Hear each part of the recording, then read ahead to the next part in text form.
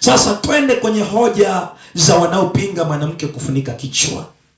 Hoja unaweza ukakutana nazo huko nje. Nitazungumza na wewe kwa haraka hoja 7 halafu tukaombe. Hoja za wanaopinga mwanamke kufunika kichwa. Hoja yao ya kwanza, wanasema hii ilikuwa ni desturi ya Wakorintho tu.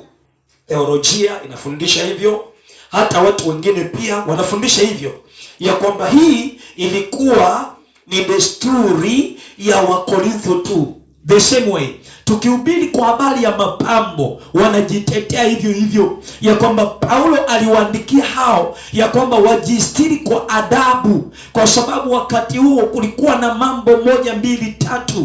Sikiliza, Biblia inasema kila andiko lenye pumzi ya Mungu lafaa kwa mafundisho na kwa kuwaonya watu makosa. Kila andiko lenye pumzi ya nani? Ya Mungu lafaa kwa nini? Kwa mafundisho. Ili mradi limeandikwa, lazima kuna kitu ambacho Mungu anataka kutufundishe. Kwa hiyo wao wanasema hii ilikuwa ni desturi ya Wakorintho tu. Wanasema kwamba Wakorintho walikuwa na matatizo ya kimaadili, ndiyo maana Paulo akasema wafunike kichwa. Lakini pia wanasema wanawake wasiofunika walikuwa wanahusishwa na uasherati, kwamba asiyefunikwa anaonekana ni mwasherati. Lakini pia wanasema Paulo alilenga kurekebisha tatizo la kijamii, yani tatizo la kimaadili. Hizo ni hoja zao kwenye hii pointi ya kwamba ilikuwa desturi ya Wakorintho. Sasa tulijibu hii hoja kwa maandiko.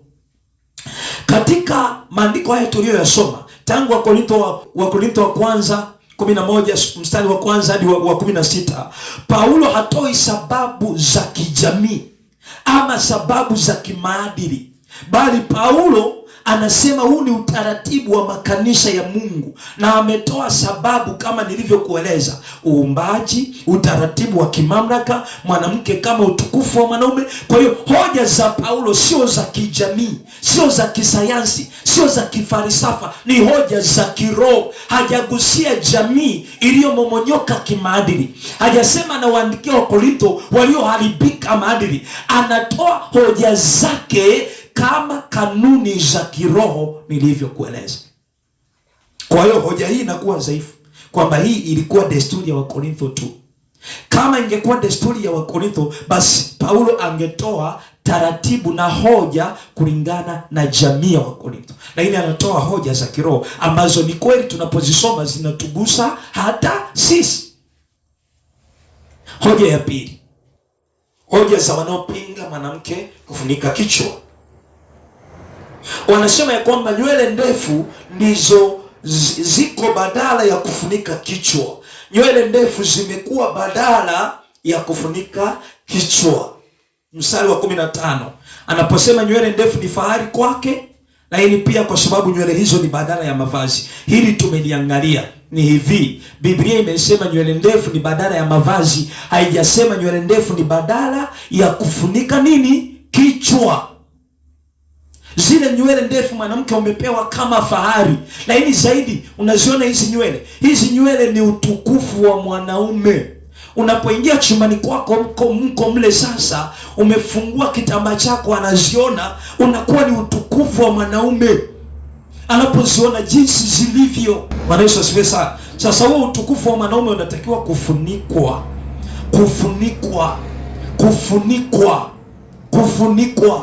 Tunaposema kufunikwa, ina maana ni kitu ambacho kinaweza kikawekwa na kuondolewa. Nywele ndefu kama ni badala ya kufunika kichwa, haziwezi zikaondolewa. Hebu zivue nywele zako, ziweke hapo chini, kama hatutakukimbia.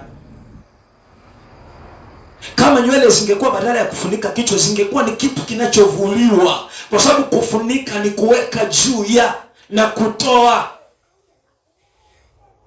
Na Yesu atusaidie sana. Kwa hiyo nywele haziwezi kuvaliwa na kuondolewa. Hao wanaosema nywele ndefu ndizo badala ya kufunika kichwa, hoja yao ni dhaifu vile vile kibiblia na kiroho zaidi. Hoja ya tatu, Wanasema hayo yalikuwa maoni binafsi ya Paulo. Wanaopinga wanasema hayo ni maoni binafsi. Ukisoma nyaraka za Paulo kuna mahali anasema hapo ninasema mimi. Mahali fulani anasema kwa anatoa maoni, anasema ningelikuwa mimi, yani ningelitaka ninyi mkae kama mimi, lakini hapo ninasema mimi, ni maoni yangu. Sasa je, hapa Paulo anasema ni maoni yake? Unajua, sikilizeni niwaambie watumishi wa Mungu na wahubiri wa Injili, tuliogope sana neno la Mungu. Na mimi mara nyingi huwa sipendi kusema Paulo akasema. Huwa ninapenda kusema hivi, Mungu akasema kupitia Paulo, kwa sababu alichokisema Paulo amekitoa kwa Mungu. Ndio maana anasema mnifuate mimi kama mimi ninavyomfuata nani? Kristo. Tunasema Mungu akasema kupitia Paulo. Tukisema Paulo amesema, ina maana tunasema hayo yalikuwa ni maoni ya Paulo. Kwa hiyo injili haina nguvu. Tunasema Mungu amesema kupitia mtumishi nani? Baraka. Kwa sababu Mungu anamtumia mtu kutenda kazi hapa duniani. Hatusemi Paulo akasema, Petro akasema, Mungu akasema kupitia, maana wale walikuwa ni vyombo kama mimi nilivyo chombo leo. Bwana Yesu atusaidie. Wao wanasema hivi, Paulo alikuwa ni Myahudi, ni kweli, alijitambulisha kama Farisayo, aliyekuwa amesoma, amefahamu vyuo vya manabii, amejua vizuri Uyahudi ni nini na Torati, amehitimu katika hiyo. Kwa hiyo wao wanasema Paulo alikuwa ni Myahudi, hivyo alileta mila zake. Ndivyo wanavyosema kwamba Paulo alikuwa ni Myahudi, alileta mila zake, hayo ni ya kwake, hayatuhusu sisi kanisa. Sasa ukweli ni kwamba mtume Paulo hajasema haya ni maoni yangu. Mstari wa 16 huu ndio unatupa hitimisho zaidi. Unasema, lakini mtu yeyote akitaka kuleta fitina, sisi hatuna desturi kama hiyo, wala makanisa ya Mungu. Hasemi huu ni utaratibu wangu kama Paulo, ni utaratibu wa makanisa ya nani jamani? Ya Mungu. Si maoni ya mtu, ni utaratibu wa makanisa ya Mungu. Atakayetaka kuleta fitina, sisi hatuna utaratibu huo mahali hapa. Atakayetaka kuleta fitina, sisi hatuna utaratibu huo, wala makanisa ya nani? Ya Mungu hayana utaratibu huo. Kwa hiyo sio maoni, ni utaratibu wa mitume. Hoja ya 4, naenda haraka haraka, ninaamini unaelewa. Hoja ya 4, wanasema kwamba katika Kristo hakuna mwanaume wala mwanamke, wote tuko sawa. Niliwahi kutana na jambo hili nilipokuwa Dar es Salaam. Nilikaa chini ya kanisa ambalo linachungwa na mwanamke, na shukuriwe Mungu amekuja kunifundisha zaidi. Wakati mwingine nitakuja na somo la nafasi ya mwanamke katika kanisa. Je, mwanamke anaruhusiwa kuwa askofu? Anaruhusiwa kuwa mchungaji? Tutakuja kujadili siku moja hapa kwa mjibu wa Biblia. Bishop Jenny Baraka, Bishop Venantia, Bishop Aneti askofu, yani ukitamka tu inakuwa ina ukakasi inaleta ukakasi. Bwana Yesu asifiwe sana. Kwa hiyo hoja wanayoisema, wanasema katika Kristo hakuna mwanaume wala mwanamke. Kwa hiyo nilipokuwa na chini ya mchungaji yule, alikuwa anajitetea sana kwa andiko hili. Hakuna kwa Yesu, hakuna mwanaume wala mwanamke. Aya, tusome andiko linalosema hivyo. Wagalatia sura ya 3 na mstari wa 28. Wagalatia sura ya 3 na mstari wa 28. Wagalatia sura ya 3 na mstari wa 28. Biblia inasemaje? Inasema, hakuna Myahudi wala Myunani, hakuna mtumwa wala huru, hakuna mwanamume wala mwanamke, maana ninyi nyote mmekuwa wamoja katika Kristo. Sasa tusianzie mstari huo tu. Tuanzie mstari wa 23. Lakini kabla ya kuja ile imani, tulikuwa tumewekwa chini ya sheria. Kabla haijaja hii neema tulio nayo ya msalaba wa Yesu, wote tulikuwa chini ya sheria vizuri. Tumefungwa mpaka ije ile imani itakayofunuliwa. Hivyo Torati imekuwa kiongozi kutuleta kwa Kristo ili tuhesabiwe haki kwa imani. Tuhesabiwe haki kwa imani. Tuhesabiwe haki kwa imani. Kinachozungumzwa hapa katika mstari wa 28 ya kwamba hakuna Myahudi wala Myunani wala mke wala mume, ni swala la wokovu. Wokovu hauna Myahudi wala Myunani. Hata Myahudi hivi leo anatakiwa kumwamini Kristo, haokolewi tena kwa sheria. Maana Wayahudi wanatembea hata sasa kwa sheria, kwa sababu hawakumwamini Yesu Kristo alipokuja.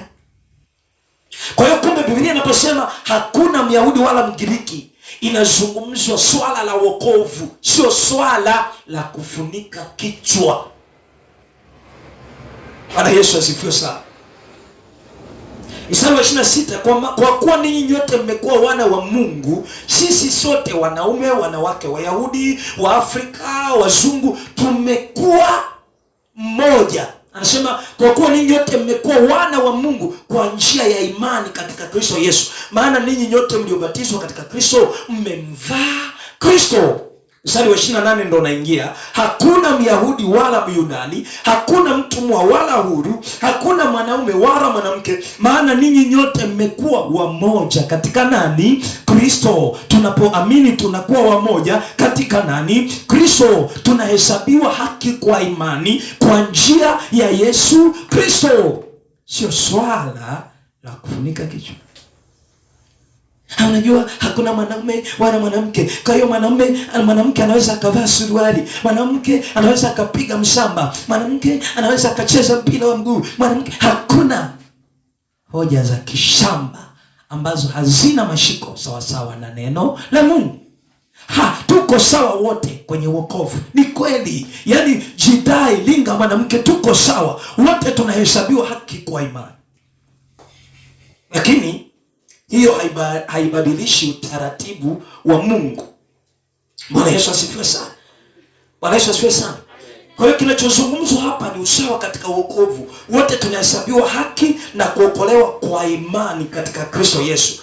Lakini usawa katika wokovu haufuti utaratibu wa ibada ya kufunika kichwa. Narudia tena.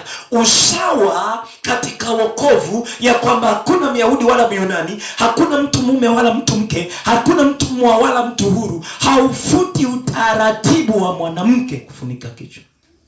Kwa hiyo usawa wa wokovu si kufuta utaratibu wa ibada. Tunazungumza utaratibu wa ibada katika wokovu. Hoja ya 5, wanasema hivi, jambo hili si msingi wa wokovu, kwa hiyo halina umuhimu. Jambo hili si msingi wa wokovu. Wanasema tuko kwenye neema, neema inatosha bwana. Acheni kuwarundikia watu mizigo, mnawatuisha watu nira. Kila kitu kwenu ni dhambi tu, kama wanavyosema leo. Yaani nyie kuvaa nguo hivi ni dhambi, kusuka ni dhambi, sasa tutembee uchi. Ndio wanavyosema hivyo. Na mimi nawaambia hivi, maana wanakuja wanasema Mungu huangalia moyo. Mungu anaangalia moyo, hayo mengine hajali. Sikiliza, kwa nini umekuja hapa na mwili? Si ungewacha mwili nyumbani ukaja na roho? Kama Mungu anaangalia moyo, iache roho iende kanisani, mwili ubaki nyumbani. Lakini kwa vile mwili uko hapa, unahusika katika ibada, itoeni miili yenu kuwa dhabihu takatifu ya kumpendeza Mungu. Maana hiyo ndio ibada yenye maana. Mwili umebeba roho Mtakatifu. Anasema au hamjui miili yenu ni hekalu la Mungu? Huu mwili hekalu, maana yake Roho Mtakatifu anakaa ndani. Nikupe mfano wa hii nyumba. Hebu tusafishe ndani, tudeki, tusugue, tufanyeje? Halafu nje huko kuna matope, kuna uchafu, tusifagie. Halafu tuseme mimi ni msafi bwana, mimi ni msafi, nimesafisha ndani, halafu nje mchafu. Ili tujue ndani ni safi, lazima nje pia iwe safi. Yaani unafanya usafi nyumbani, sugua ndani, makochi nini, osha nini, halafu nyumba matope, kuna mavi ya watoto juu, mara ya popo ya nini. Mgeni anakuja, lazima atajua humo ndani nako ni kuchafu. Ndivyo wanavyoonekana wenye mapambo mbele za Mungu. Mungu haangalii mwili, anaangalia moyo. Toka zako na ushamba. Mwili ni wa muhimu.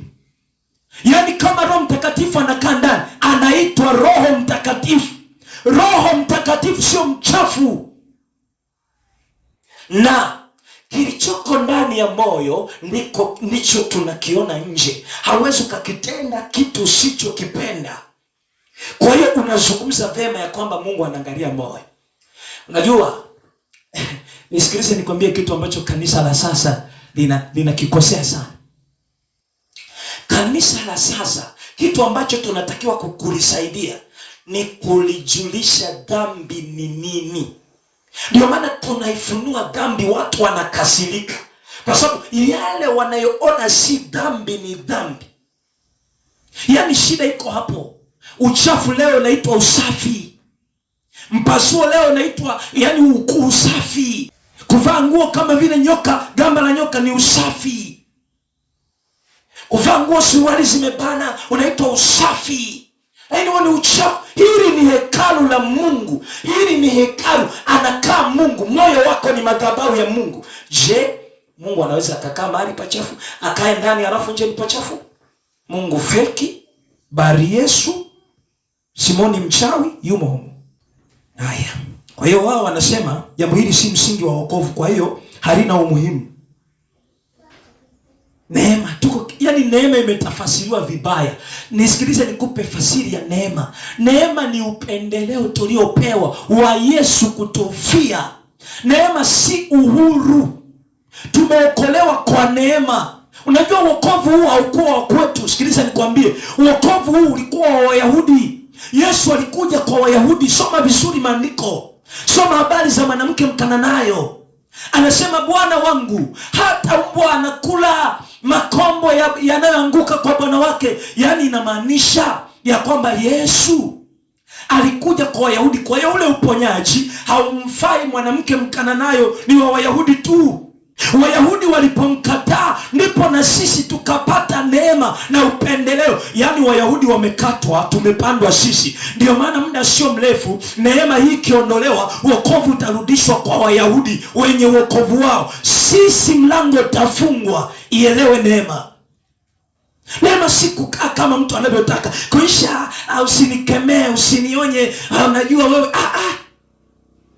Neema ni hatari kuliko unavyodhani. Tito 2:11 anasema neema iwaokoe wanadamu imefunuliwa, nayo yatufundisha kukataa ubaya wa kila namna. Kumbe kazi ya neema ni kukataa ubaya na tamaa za dunia, ili tupate kuishi kwa haki na utauwa katika ulimwengu wa sasa. Neema inayoshikilia hiyo dhambi sio neema. Neema ambayo haikemei dhambi sio neema. Neema ambayo inaukubali uharibifu ndani ya kanisa sio neema. Ni neema feki. Neema ya kweli iliyofunuliwa inapiga kelele kwa habari ya dhambi. Kwa hiyo wanasema jambo hili si msingi wa wokovu. Kwa hiyo halina umuhimu kwamba tuko kipindi cha neema, neema inatosha. Mungu huangalia moyo. Nimekwambia hivi, kama Mungu anaangalia moyo, basi usije na mwili Jumapili ijayo hapa kanisani. Njoo na roho ikalishe hapo. Unaelewa kanuni ya kwa nini Mungu alikuumbia mwili? Wewe ni roho, lakini akakuumbia mwili ili uishi hapa duniani umtumikie Mungu. Kwa hiyo mwili ni wa muhimu. Biblia inasema aliyeungwa na kahaba ni mwili mmoja naye.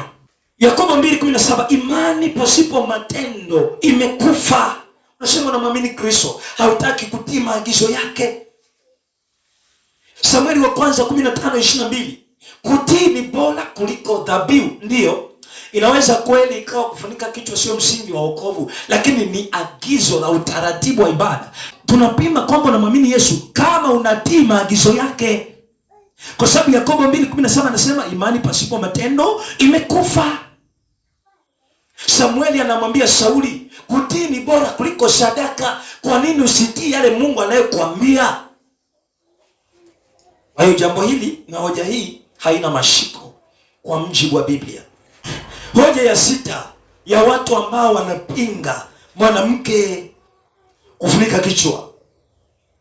Wanasema tutaonekana wa ajabu wa zamani. Dunia imebadilika.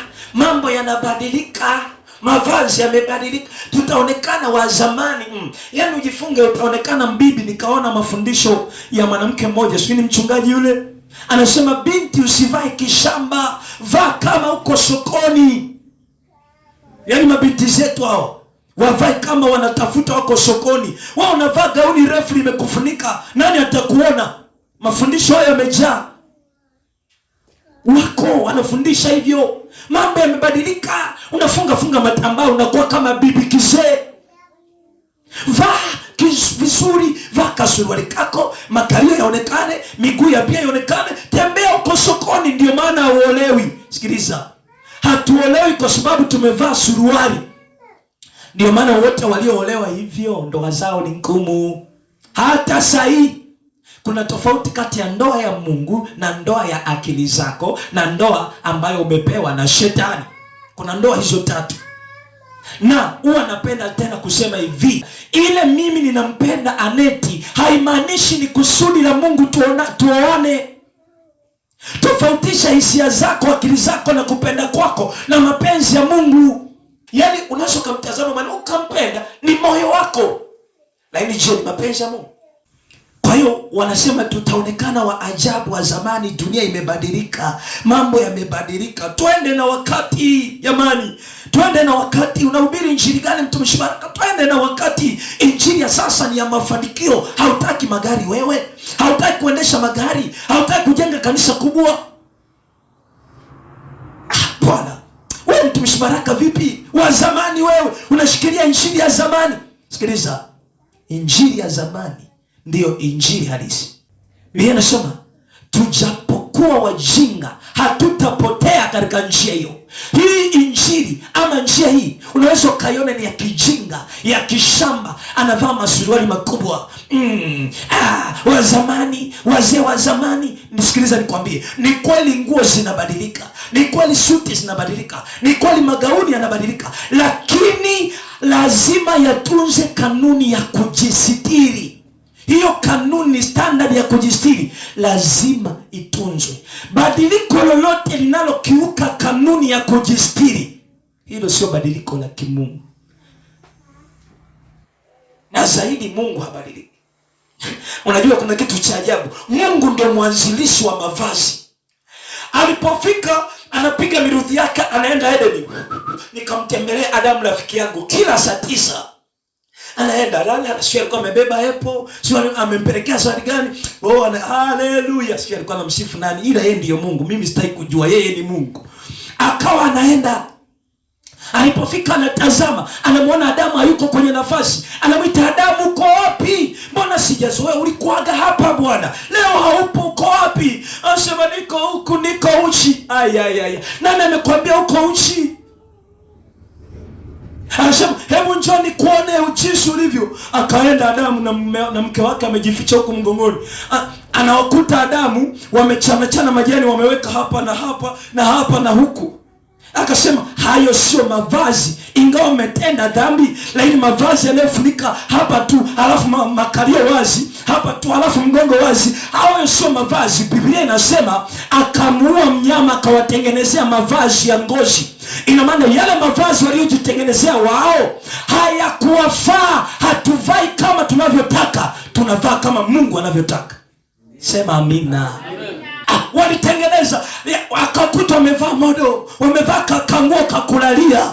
Yaani ukiona mguu na nguo vinafanana, kamekamata nguo. Akasema nina mavazi yangu, msinipe utaratibu, najua mmeniasi ndio, lakini acheni niwape utaratibu. Akawavisha. Kwa hiyo Mungu ndiyo fashionisti, yeye ndiye mbunifu wa mavazi. Aliwakuta wamevaa ya kwao, akawavisha ya kwake ambayo yaliwastiri mwili. Sasa ukweli ni kwamba kanisa halijaitwa kufanana au kuifuata dunia, bali limeitwa kumtii Mungu. Nimekuambia hapo juu ya kwamba kanisa limeolewa na Kristo. Kama mwanamke anatakiwa mtii mume wake kwa kila jambo, ndivyo kanisa linatakiwa kufuata utaratibu wa Kristo. Nisikize nikupe sentensi moja. Kanisa halitakiwi kumpa Yesu Kristo utaratibu, bali kanisa linatakiwa kufuata utaratibu wa Kristo. Kuna tofauti kati ya kumpa Kristo utaratibu. Kanisa la leo linataka kumwendesha Kristo badala ya Kristo kuliendesha kanisa. Yaani mimi nimeitwa kufuata Kristo anasema nini. Ndio maana mimi, ndugu zangu, hata Kristo akija akashuka kwangu, nikamthibitisha tu ya kwamba ni Kristo, akaniambia mwanangu, tembea peku, na kwambia nitatembea. Sitaanza kuhojihoji. Hii ilitokea kwa Ibrahimu. Mungu anamwambia toka kwa watu wako uende. Ibrahimu hakuanza kuhoji ninatokaje, ninaendaje, ninafanyaje. Alitii. Kanisa la leo lina masikio ya utafiti.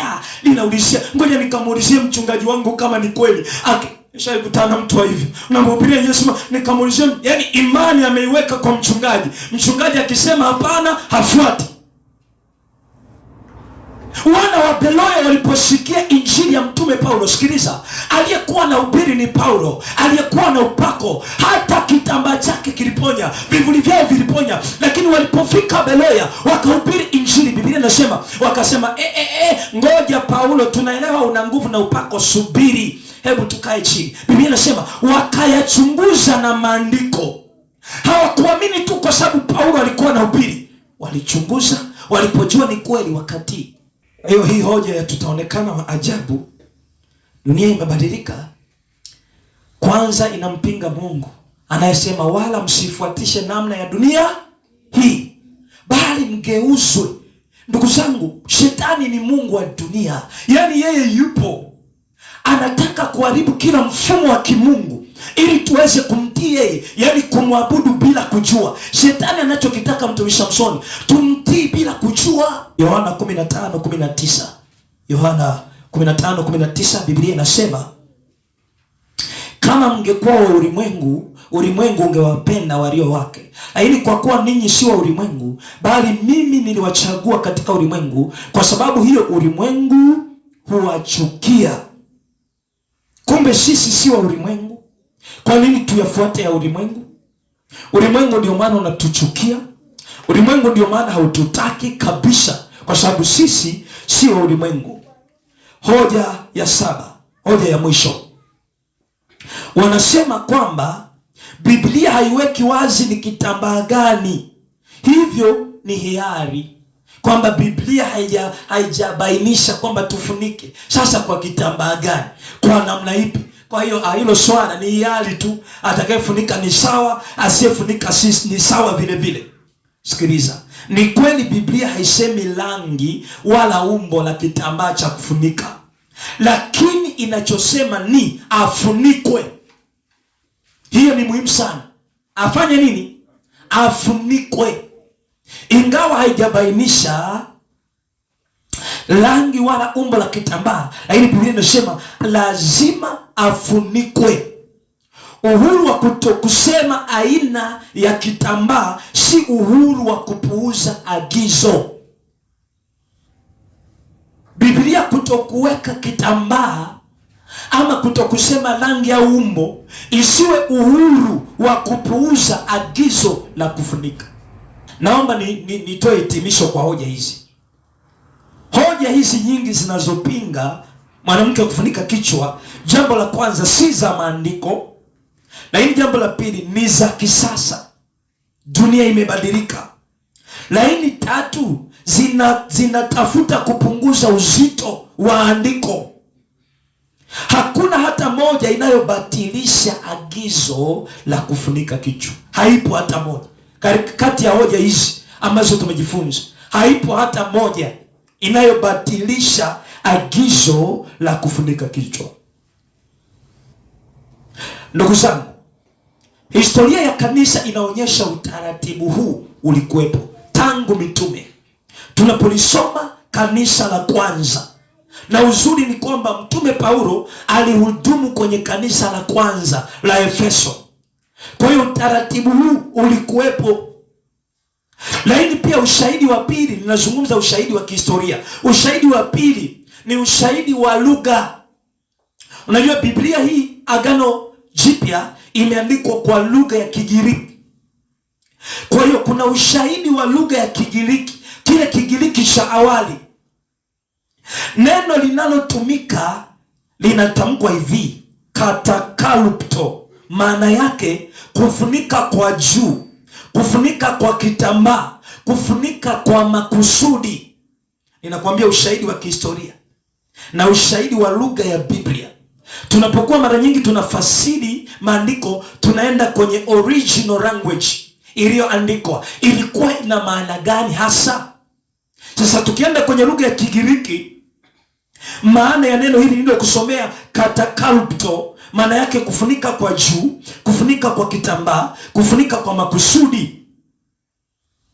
Lakini ushahidi wa tatu ni ushahidi wa mababa wa kanisa la mwanzo. Kuna baba mmoja anaitwa Tertullian, alikuwepo karne ya 2 hadi karne ya 3 baada ya Kristo.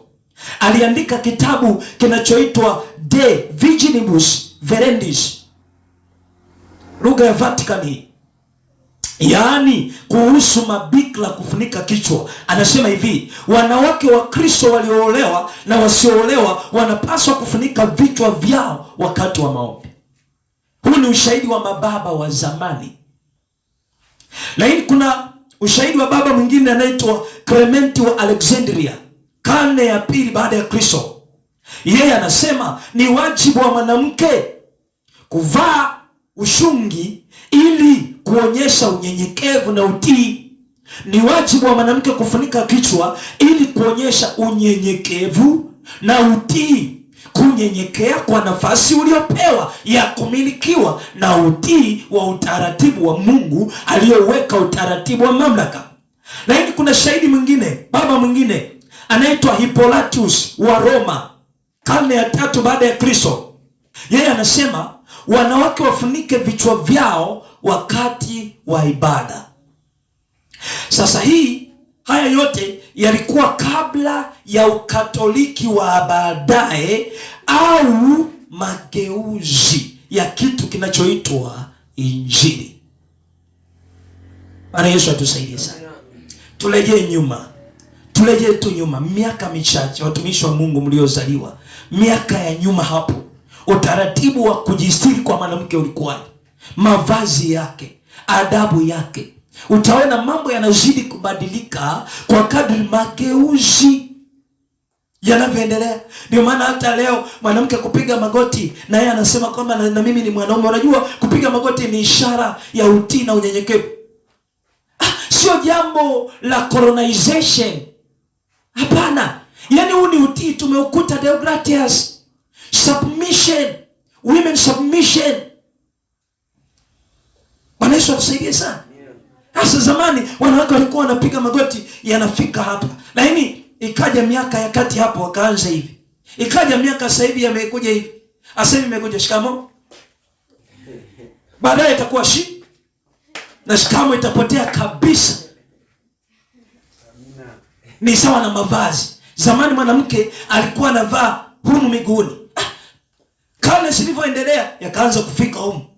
Karne zilivyoendelea yamefika humu. Leo yamefika humu. Asa hivi imebaki chupi tu. Tunatabiri miaka michache ijayo atatembea utupu.